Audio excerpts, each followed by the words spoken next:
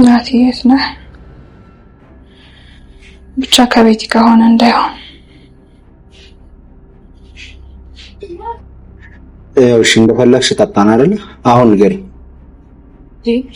ገና እኮ ምንም አልጠጣንም። ቤቲ እየመሸ ነው። ምን ችግር አለው? ከመሸም እናድራለን።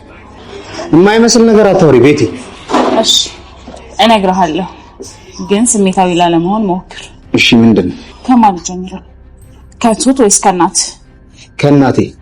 እኔ ግን ከቱት ብጀምር ነው ደስ የሚለኝ። እሺ ተናገሪ፣ ትዕግስቴን አታስጨርሽ። የእንጀራ አባት ሆነሃል። አልገባኝም። ትሁት ሴት ልጅ አለቻት። ስለናቴ የምነግርህ ደግሞ ሄደሽ ብር ማትፈጥር ከሆነ አለበለዚያ ግን አታገኛትም። እናቴ አለች አይደል? አዎ አለች። ትሁትም የልጅ እናት ናት።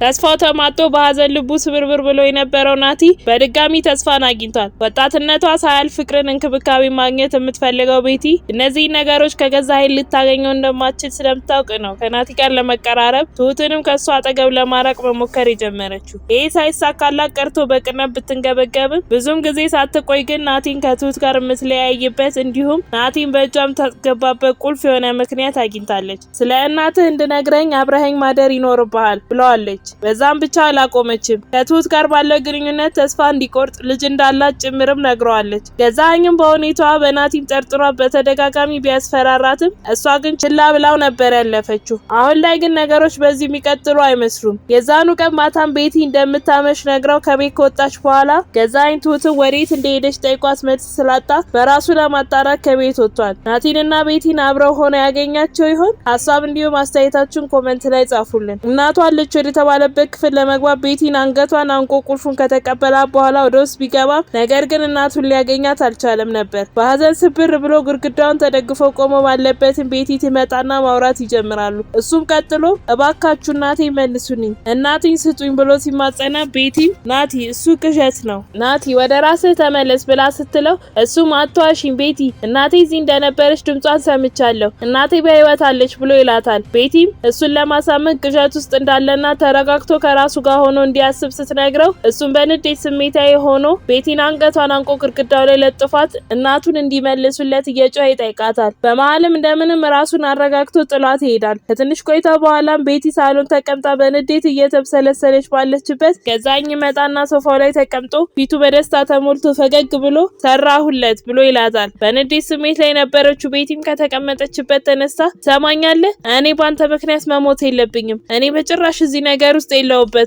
ወይ ካልሆነ ለምን ለብቻ ራስ አትጋፈጠውም ብላ ስጠይቀው ገዛኸኝም አልችልም፣ ምክንያቱም እኔ አሁን ላይ ማንንም ለመግደል ዝግጁ አይደለሁም ብሎ ይላታል። ቤቲም በንዴት እኔም ለመሞት ዝግጁ አይደለሁም፣ ለመኖር ነው ይሄን ሁሉ ዋጋ የከፈልኩት፣ ይችኛዋን ቤቲ የሆንኩት አንተ ብቻህን መገፈት ስለፈራህ ነው እኔን እዚህ ነገር ውስጥ የከተትከኝ፣ አንተ እሱን ላለመግደል ስትል እሱ እኔን መግደል የለበትም ትለውና በንዴት በተቀመጠበት ጥላው ትሄዳለች። በዛን ሰዓት በሁኔታዎች ጭንቀት ውስጥ የነበረችው ትሁት መንገድ ላይ ሆና እያለቀሰች ባለችበት ናቲ ያገኛትና አጠገቧ ሄዶ ቆይ ግን ትሁት ምን አድርጌሽ ነው? ለምንድነው እንደዚህ ያደረጋችሁ ያላችሁት ብሎ ሲላት ትሁትም ይቅርታ ናቲ ብላ አንገቷን ታቀረቅራለች። ናቲም ለምኑ ነው ይቅርታም ትጠይቂኝ? ብትገይኝ ነው እኮ የሚሻልሽ፣ አለም የለችም ከምትይኝ። ቆይ ምን አድርጋችሁ ነው እንደዚህ የምታደርጓት? አንቺ እኮ ከዚህ ነገር ጋር ምንም የምታገኙ ነገር የለም፣ በጣም ክፉ ነሽ፣ እሺ ሁላችሁም ክፉ ናችሁ ብሎ ጥሏት ይሄዳል። እሷም ወደ ቤት ትሄዳለች። ገዙና ቤቲንም ታገኛቸውና ወደ እነሱ ጋር ተጠግታ ጋሽ አሁን የምትፈልገው ነገር ሁሉ ሆኗል፣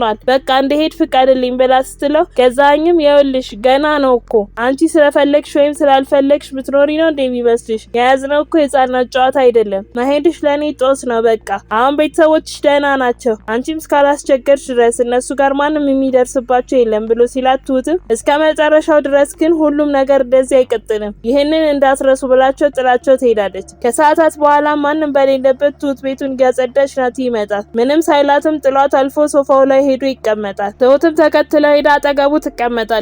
ናቲም ቀጥሎ ትሁት አንድ ጥያቄ ልጠይቅሽ፣ እኔ ላይ በዚህ መጠን ያስጨከነሽ ነገር ምንድነው? እናት አለሽ አይደል? እንዴት በእናቴ ትጨክኝብኛለሽ ብሎ ሲላት ትሁትም ምናልባት አሁን ምንም ብልህ ላትረዳኝ ትችላለህ፣ ግን በቃ እባክህ አታስጨንቀኝ ናቲ፣ ጠላትህ እኮ እኔ አይደለሁም፣ በቃ ናቲ እኔ ምንም የማውቀው ነገር የለም ብላ ትለዋለች። ናቲም ትሁት አምንሻለሁ፣ አንቺ ካልሽኝ እውነትም ከሆነ በድጋሚ ሄጄ እርሜን አወጣለሁ፣ እባክሽ ንገሪኝ፣ ምንም እንድትደብቂኝ አልፈልግም ብሎ ሲላት በነገሮች በጣም የተጨናነቀችው ትሁት በቃ ተወኝ ናቲ አላውቅም አልኩህ ብላ ጥላው ስትሄድ ናቲም ተነስቶ እናቱ ተቆልፋበት ወደ ነበረበት ክፍል ሄድና ተቀምጦ እያለቀሰ በመሃል ለዓለም ጽፎላት የነበረውን ደብዳቤ ያገኘዋል። ደብዳቤውንም ይዞ ወደ ትሁት ጋር ሄድና ይሄ ደብዳቤ ለእናቴ ባንቺ በኩል የላኩት ነው አይደል? እዛ ክፍል ውስጥ ነበረች አይደል ብሎ ሲጠይቃት ናቲ አንድ ምክር ልንከርህማ አዳምጠኝ፣ ቤቲን ቅረባት፣ ብዙ ጥያቄዎችን አትጠይቀኝ፣ ግን በቃ ያልኩህን አድርግ፣ ልኑርበት፣ መኖር የሚያኖራቸው ሰዎች አሉ ትለዋለች። እሱም እሺታውን ገልጾላት ጥሏት ይሄዳል። ከትንሽ ቆይታ በኋላም ትሁት መኝታ ክፍሏ ውስጥ ተቀምጣ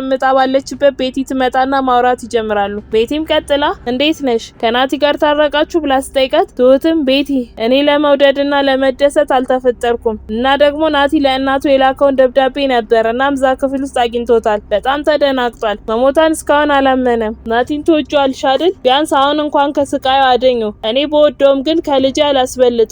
በዚህ ሰዓት ለእኔ ወሳኝ ነገሬ ልጄ ናት ብላ ስትላ ቤቲም ለምታፍሪባት መስሎኝ መጀመሪያ ልጅ እንዳለሽ ያላወራሽው ትላታለች። ትሁትም ቀጥላ ቤቲ አንቺ ይሄ በፍጹም አይገባሽም፣ ለነገሩ ልጅም ስላልወለድሽ የማውራው ነገር በፍጹም አትረጂም ትላታለች። ቤቲም እሱን እንኳን ተይው፣ ሁሉ ጊዜ አንቺ ብቻ ልክ እንደሆንሽ ነው አይደል የምታስቢው? ሲጀመር ልጅ እንደማውለድ ልክ ያልሆነ ነገር የለም ብላ ጥላት ትሄዳለች። ቀጥታም ናቲ ወደ ቀጠራት ቦታ ነበር ሄደች። ናቲም ትሁት በመከረችው መሰረት ቤቲን ለመቅረብ እየሞከረ በጸባይ እባክሽ ውለታሽን አረሳውም፣ ስለ እናቴ ንገሪ፣ እስከዛሬ ላስቀየምኩሽ ነገር በሙሉ ደግሞ ይቅርታ ብሎ ሲጠይቃት ቤቲም በቃ ይቅርታ አድርጌልሃለሁ ናቲ፣ ነገር ግን አሁን በምልህ ነገር መስማማት አለብህ፣ አብረን ማደር ይኖርብናል፣ ከዛም ሁሉንም ነገር በመረጃና በመስረጃ እነግርሃለሁ፣ የሚከብድ ነገር አይደለም የጠየቅኩ ብላ ስትለው ናቲም ተነስቶ ጥሏት ሊሄድ ሲል እጁን ይዛ በደንብ እንዲያስብበት ነግራት ትሸኘዋለች። እሱም ቀጥታ ወደ አባቱ ቤት ይሄዳል። ገዛኸኝንም ያገኘውና ማውራት ይጀምራሉ። ቀጥሎም ልጄ መረጋጋት ይኖርብሃል፣ እናትህ ሞታለች፣ አውቃለሁ እንደሚከብድ፣ ግን እውነታው ያ ነው እና ደግሞ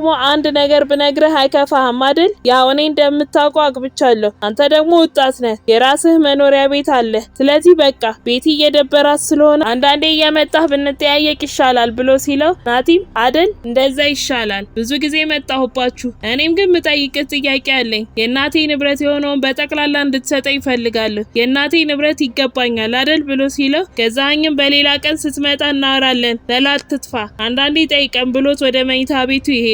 በነጋታውም ገዛኸኝና ቤቲ ቆመው እያወሩ ቤቲም አለምን ገንዘብ ሰጥቶ ራቅ ወዳለ ቦታ ወስዶ አስፈራርቶ ማስቀመጥ እንደሚችል ብትነግረው ነገር ግን ገዛኸኝ በሀሳቡ አልተስማማም ነበር፣ ምክንያቱም ተመልሳ ልትመጣ ትችላለች ብሎ ስላሰበ። ቤቲም ከጓደኞቿ ጋር ቀጠሮ እንዳላትና እንደምታመሽ ነግራው ጥላው ትሄዳለች። ወደ ቤትም ገብታ ከትሁት ጋር ማውራት ይጀምራሉ። ትሁትም ቀጥላ ይኸውልሽ ናቲ ወጣት ነው፣ ፍቅር መስጠትም ይችልበታል፣ እንክብካቤውንም ቢሆን ያውቅበታል፣ እናም አንቺን የሚወድበት በቂ ምክንያት ያስፈልገዋል። እናቱን ሰተሹ ባለውለታ ሁኚ፣ አደጋም እንዳይፈጠር በራሱ መንገድ እንዳወቀ የሚመስልበትን ሰበብ ፍጠሪ፣ ይሄ የኔ ምክር ነው፣ ምክንያቱም ይቆይ እንጂ ነገሩ ላይ መደረሱ አይቀርም ትላታለች። ቤቲም ልትወጣ እንደሆነ ነግራት ትወጣለች። ከጓደኞቼ ጋር ነኝ ብላ ናቲን ነበር የቀጠረችው። ትልቅ ሚስጥር እንደምትነግረውና ስለ እናቱ እንዲሁም ስለ ትሁት እንደሆነ ማሳምነው አንድ መጠጥ ቤት ይዛው ትገባለች። በዛን ሰዓትም ነው ትሁት ልጅ እንዳላት እናቱን በህይወት እንዳለች የነገረችው። በቀጣይ ምን የሚፈጠር ይመስላችኋል?